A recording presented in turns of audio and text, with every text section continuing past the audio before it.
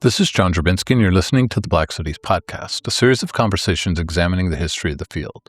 Our conversations engage with a wide range of activists and scholars, senior figures in the field, graduates, students, and everyone in between, culture workers and political organizers, in order to explore the cultural and political meaning of Black studies as an area of inquiry and its critical methods.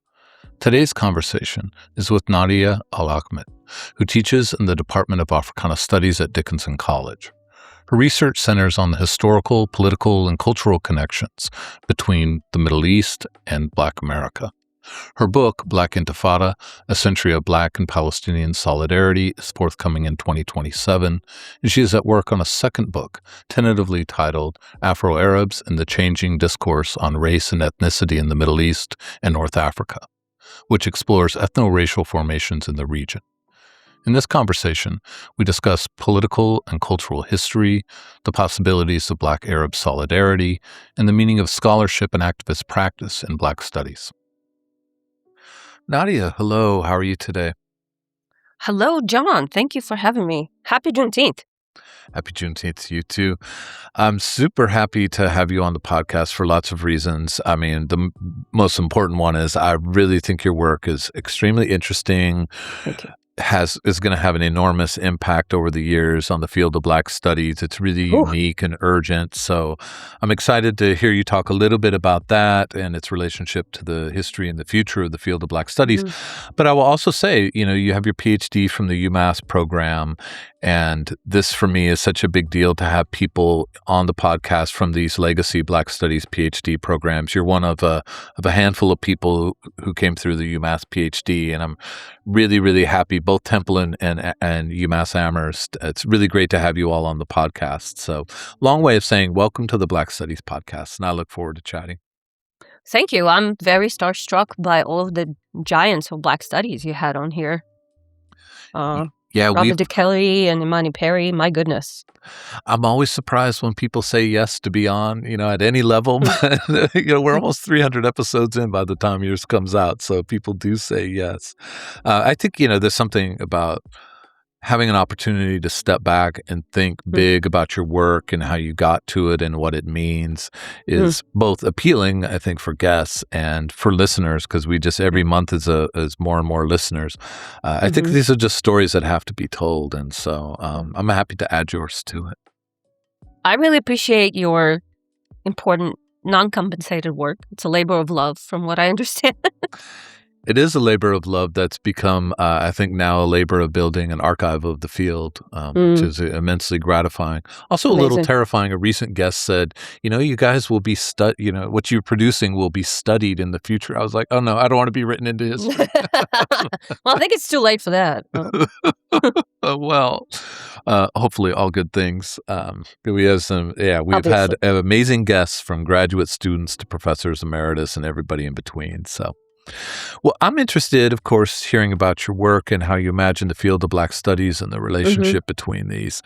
But I wanted to start with the more personal question, which is to ask you, what drew you to Black studies? What drew you to the study of Black life broadly? And what keeps you connected to and sustains you in relation to this kind of work?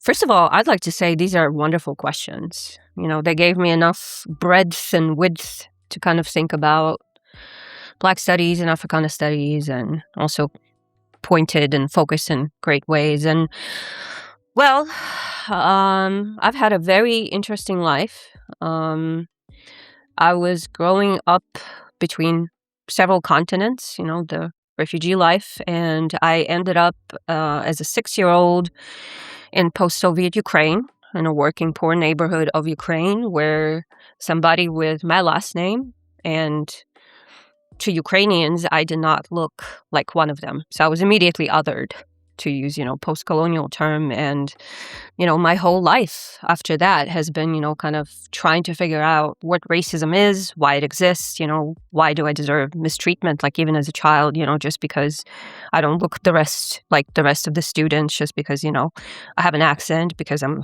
a refugee and an immigrant, etc. So that kind of racial consciousness has been kind of part of my life since I was a kid. And then I graduated high school in Ukraine, and then my probably most impactful years of my life were during my undergraduate study at Birzeit University, proud Birzeit University graduate, where my department chair and a couple of other professors were African Americanists. So they were interested in Black literature, Black history. And I think for a very similar reason that I became interested is because, when you have to cross the most dangerous checkpoint in West Bank, that is built on purpose between, the biggest city, kind of the de facto capital, Ramallah, and your university, and you realize that how political and how crucial your education is. And, sometimes we couldn't go through, soldiers would prevent us from going, and we would have classes right there.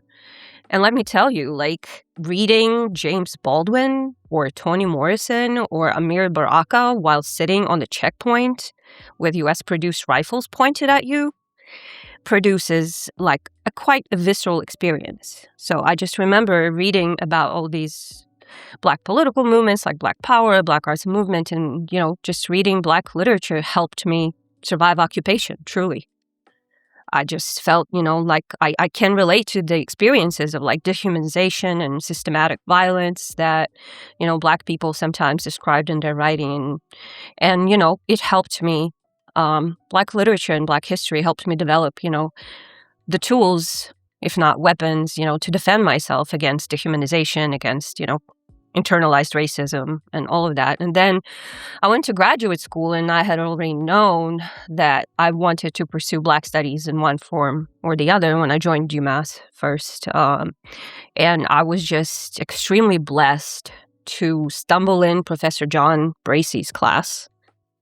Rest in peace, John. Absolute legend in the field. Yeah. I feel like I was pretty much raised by Dr. John Bracey. Met him when I was 21, and he kind of became a mentor and a friend. May he rest in peace. Allah yarham. So anyway, and I just started learning more and more about the history of solidarity between Black people and Palestinians, and that in no small way came out of this idea that, people identifying similarity with their experiences and identifying with each other. And my research on Black and Palestinian solidarity was just kind of organic manifestation of my experiences, of my exposure to Black literature and Black life. So, that's my intellectual career right there. I love that. I mean, that's, there's lots of things I'm sure in our conversation that are going to stay with people who listen to this, and will stay with me as person conversing with you about this. But sitting at the checkpoint reading James Baldwin because they won't let you through, and being held at that checkpoint by weapons with U.S. manufacturing histories. There's something.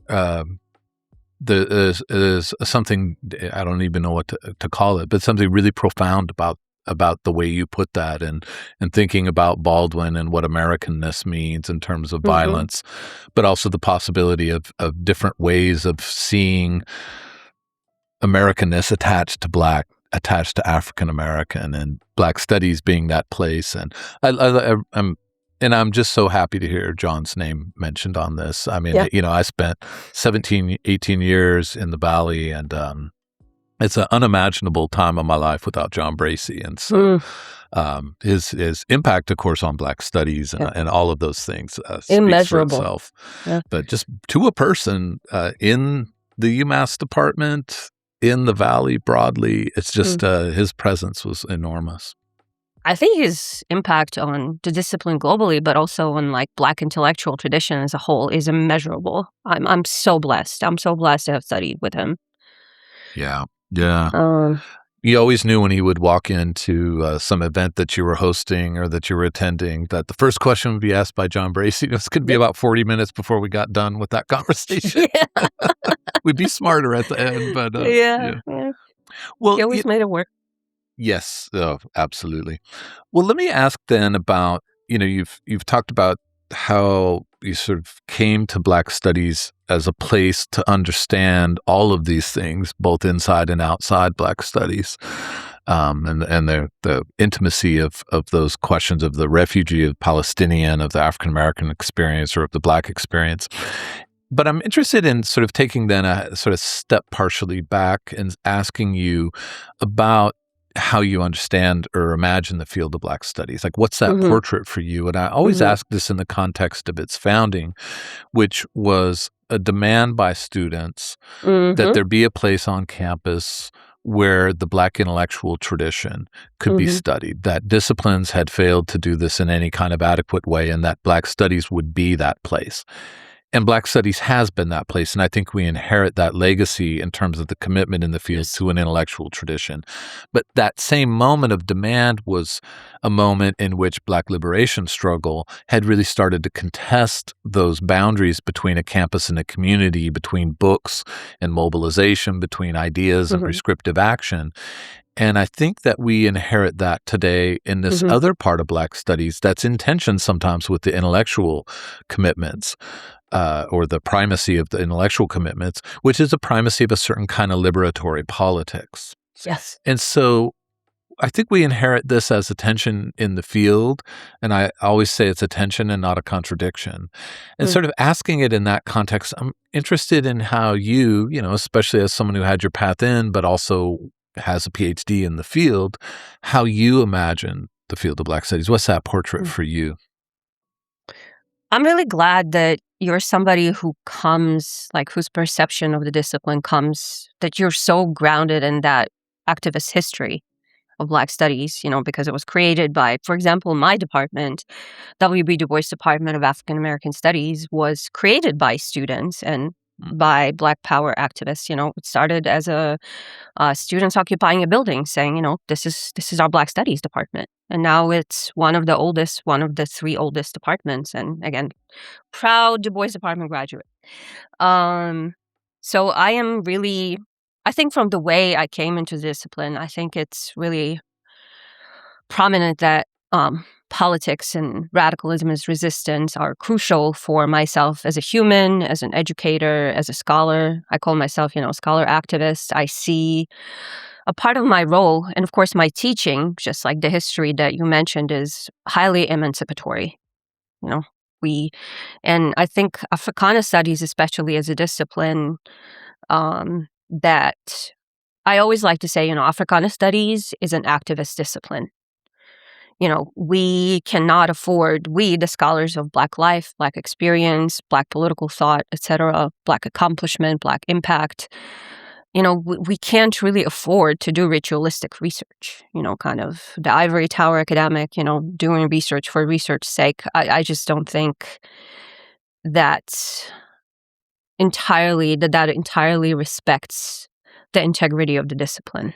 So, mhm, and what Black Studies is to me now, and this is the question I've been asking myself since I started researching Black and Palestinian solidarity movement, is where does Middle East end and Africa begin? mhm, Nobody still knows what and where Middle East is. You know, um, Nawaz Saadawi, Egyptian writer and intellectual, says, middle of what? You know, and talking about the colonial history and how Palestine and Middle East were between the Western colonizing powers in India or Africa.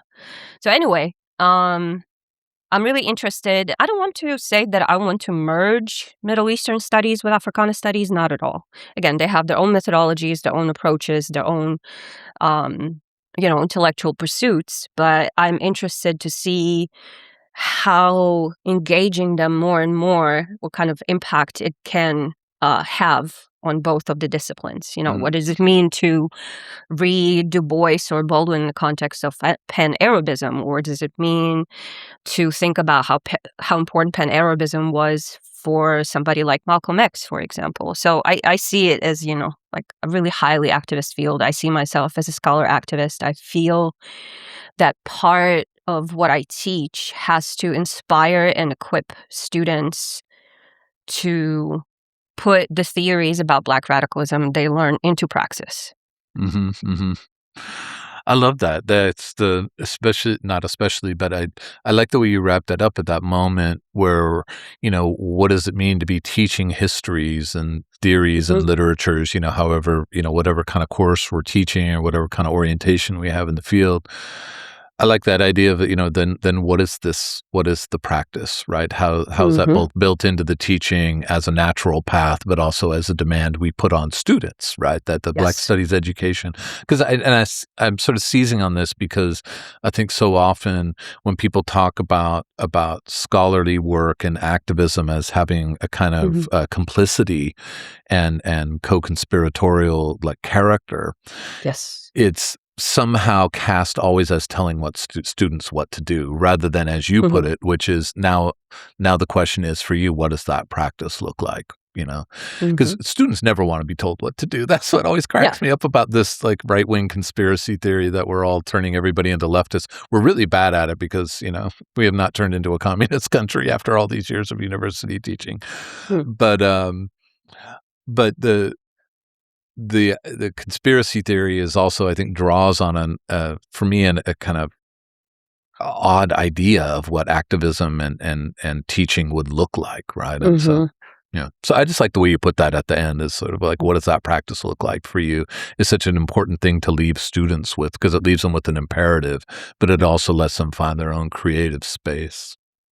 Absolutely. And a lot of my assignments are creative. Like, I think my favorite assignment I have for my Black radical politics students is to take all of the theories, all of the history of radical Black movements on a global scale, across a century and a half, give or take.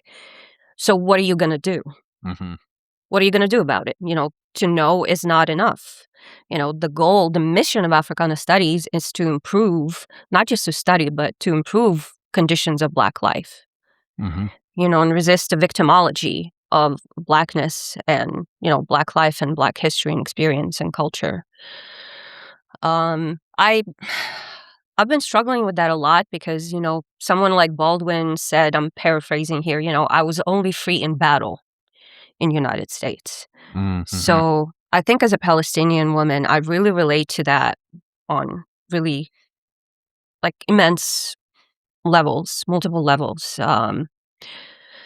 And I struggle because, I don't want for it to be, I don't want Black studies to be about doom and gloom and against victimology and things like that. But I also understand that the histories I teach are the history where Black people are free and happy as a part of radical resistance movements. And there's so much to Blackness besides oppression, besides, colonialism, besides anti-Blackness. Mm-hmm. And I've been learning actually from my students so much more, importance of Black love and Black joy and Black accomplishment and just like the beauty of, all of the tremendous contributions Black people have made throughout centuries. Yeah, students have a way of they have a way of taking guide over those kind of affective dimensions in really great ways. You know, Certainly pre-Trump, I think, I think they were quicker to that. These are times of battling a lot of despair, but Well, let me ask then, just pivot that just a little bit Mhm, and to talk about your research. You've talked about it a little bit. You're interested in transnational comparative studies, mhm, specifically Middle East, Palestinian, African American, cultural and aesthetic theory. You're interested, as you said, in Black radical politics and its history. And there's just so many insights for Black studies when you put these together, as critical frames. And I'm interested to hear you reflect a little bit about how you think your research fits in the history of Black studies, but also where it's misfit, like where it pushes boundaries, where it opens up new horizons. I really love Africana Studies because it pushes the limits of what is scholarly, Hmm. of what Hmm. is important, of what is worth of study. And not everybody is, interested and excited, Black scholars themselves and scholars of Black studies about the idea that, I'm very aggressively pursuing Arab-speaking world. Again, Middle East is a colonial term. I'll call it Arab-speaking world. Um, and the fact that neither Africa or Middle East are a monolith. And, what happens in the racial formations and ethno-racial formations for Afro-Arabs or Afro-Palestinians. This is kind of my latest focus. Hmm. I'm interested in race making and, critical zones or zones impacted by war or occupation. So what does it mean if we were to recenter Afro-Arab experience and Afro-Arab race and ethnicity to understand, geopolitics and political processes in the region?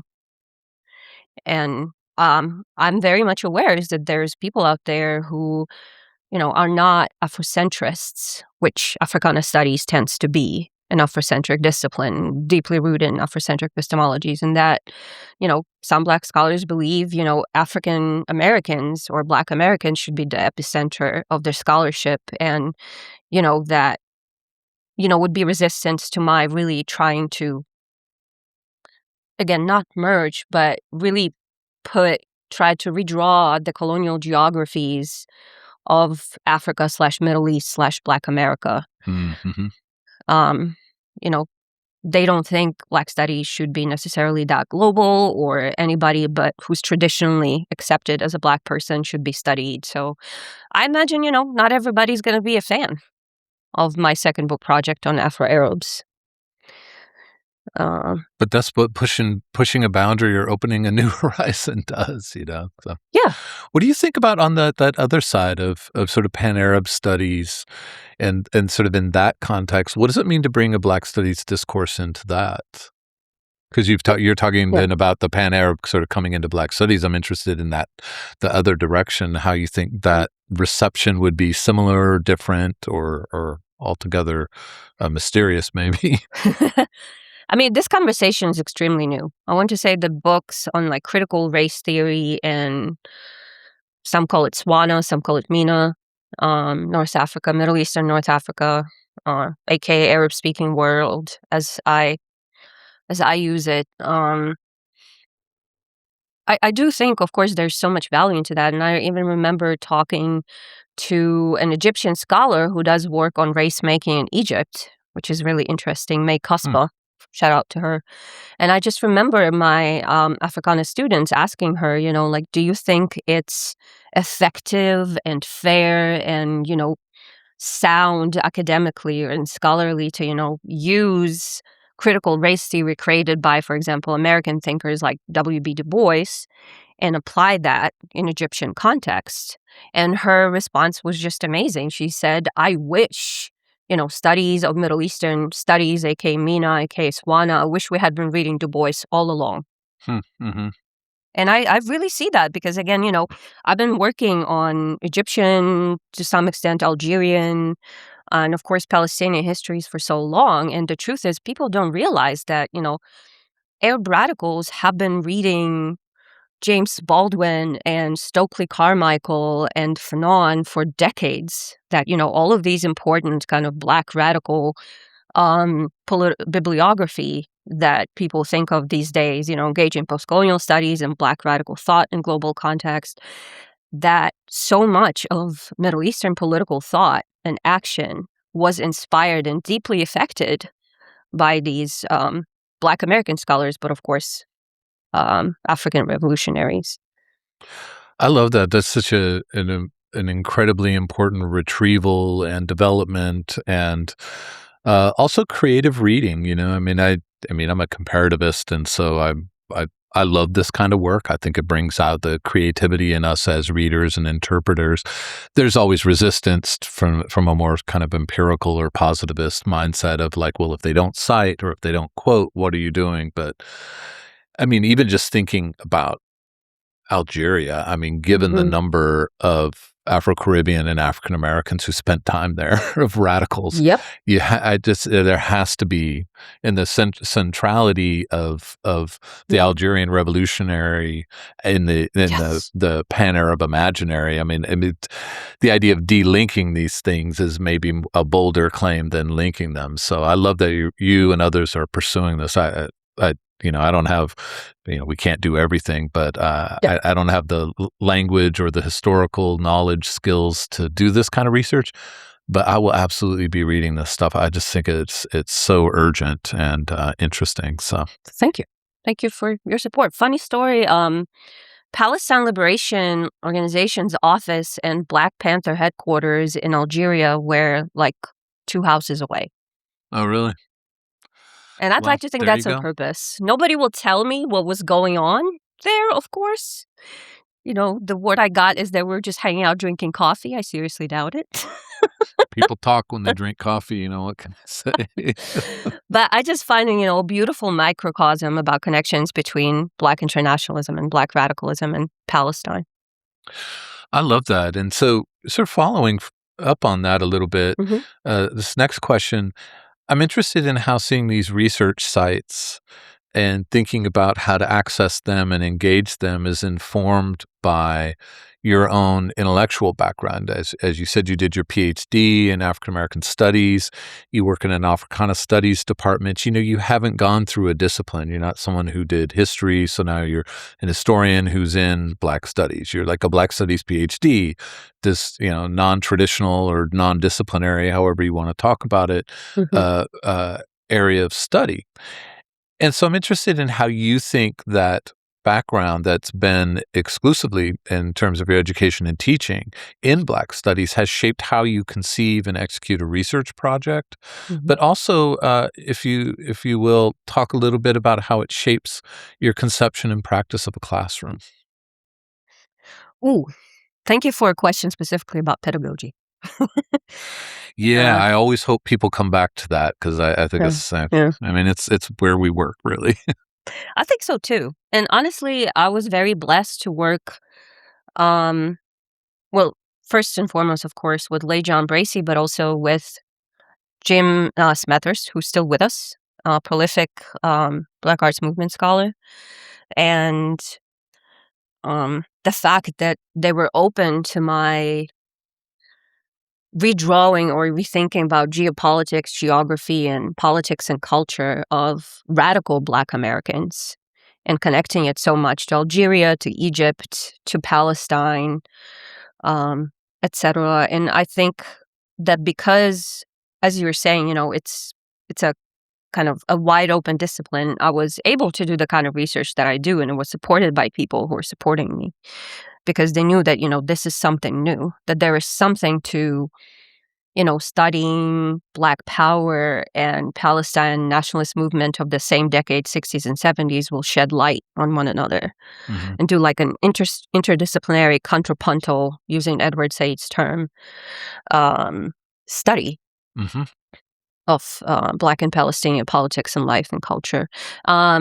The Du Bois Department PhD program is structured that at certain point you can choose between literature and culture track and history and politics track. So I was technically under the history and politics track, I but was really wondering which one you chose because you do both. yeah. And to be honest, I was so grateful to get a degree in Black Studies. So they use both. They use African American and Black Studies because the Black study at Du Bois Department is interdisciplinary and is global. Um, so what am I trying to say here? That it just gave me the freedom and the opportunity and methodology to think, what to do with my research. For example, in literature department, somebody would read, about my work on George Jackson and him reading the first book of Palestinian poetry published by Black radicals from SNCC, published by Drum Hmm. and Spear Press, Enemy of the Sun, and the fact that George Jackson etched one of the poems in his prison cell, Yeah. uh, poems by a Palestinian author whose name now escapes me, I'll be ashamed forever, and that his friends, other Black Panther and Black radicals, knew that poem and saw that poem and assumed it was his, Hmm. even though he was rewriting, rescribing a poem by a Palestinian poet of resistance. So, yeah, I'm just really grateful for how open-minded Black studies um, is, and can be. Mhm. I understand that, there's plenty of people who, have really conservative vision of Black studies, and I'm grateful that my degree in Black studies and my current work in Africana studies gives me so much freedom to further push, the idea that, Africa has never been a monolith, Arabic-speaking world has never been a monolith, that Mhm. Black America does exist, etc.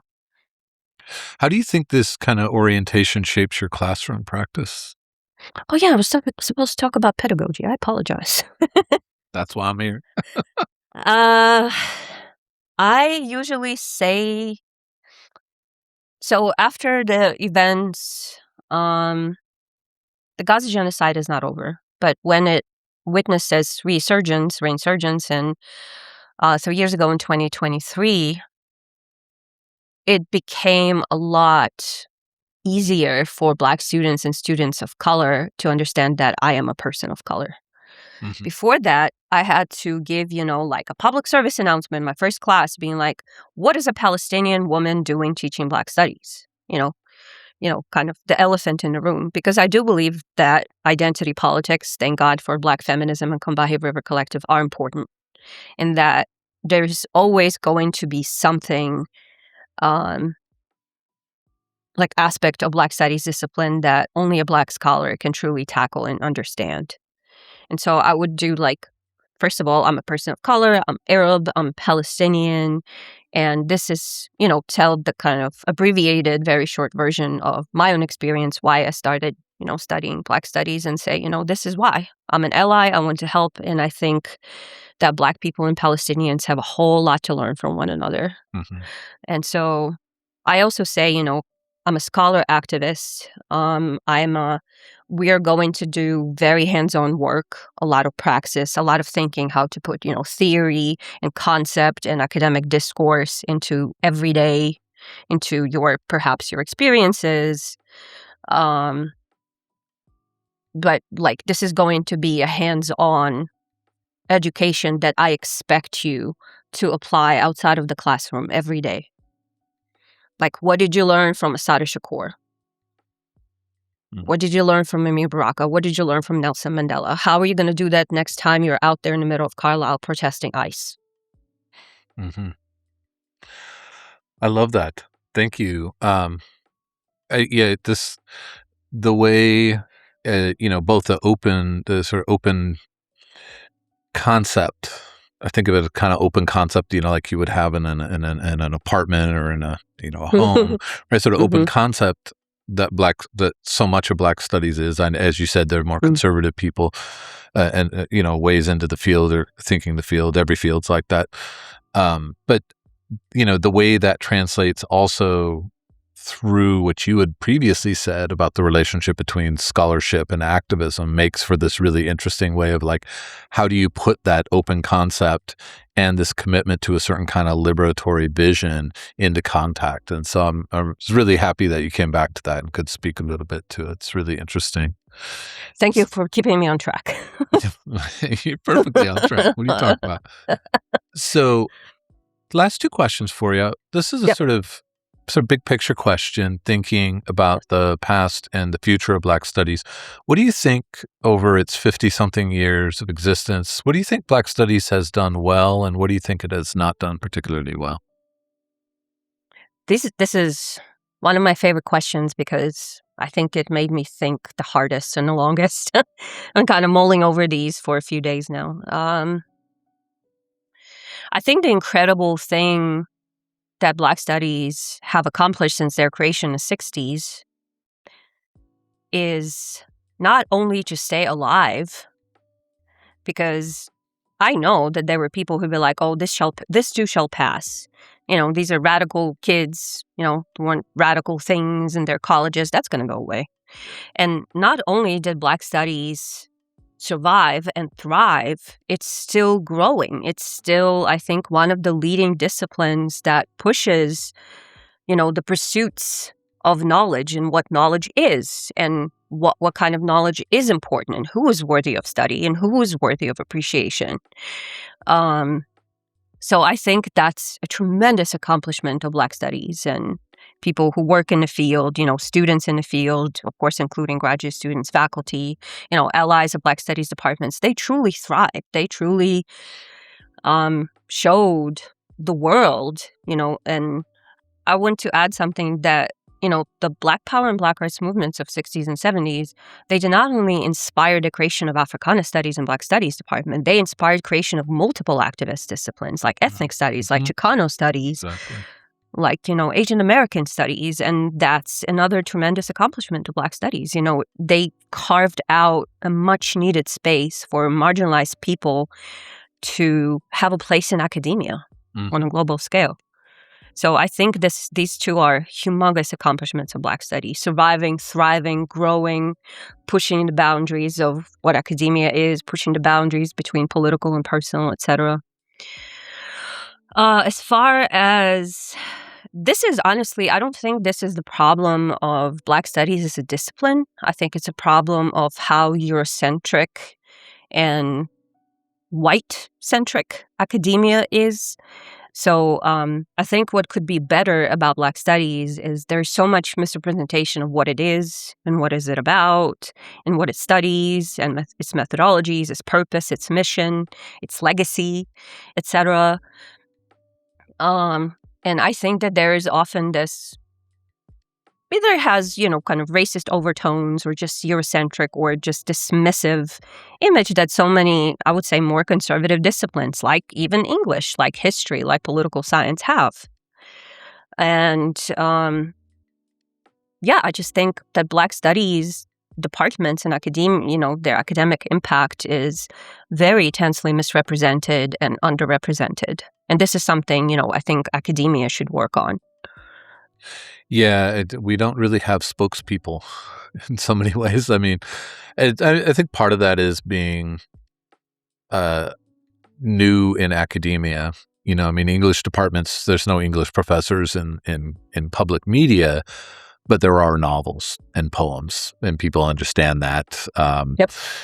Same with history, same with art. But it also, there's the conspiracy, conspiratorial dimension, which is it becomes unspeakable because this idea that Black studies is a serious mode of inquiry is not only contested by a sort of general population and like anything that has to do with Black people, but also, as we know, on campuses where our own colleagues, often in other disciplines, will say, well, that's not, you couldn't possibly be really serious over there. We are serious. I don't know what to say. We are dead serious. People were risking their lives to be able to take Black studies classes.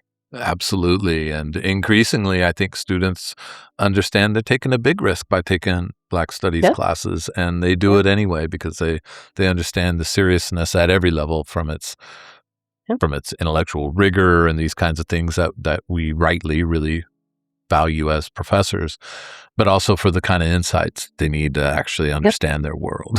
to put it mildly, I think without Black studies, you couldn't walk out the door and understand what's in front of you. So, and you know what? I know that Black studies scholars and allies and workers of Black studies and support of Black studies are doing an amazing job because it's being targeted the way it is being targeted. There you go. They don't target things that don't matter. Yep. Yeah, it's just like my experience at a checkpoint trying to get to college. If college education is so unimportant and secondary, why are these occupation powers willing to take your life for it? Absolutely.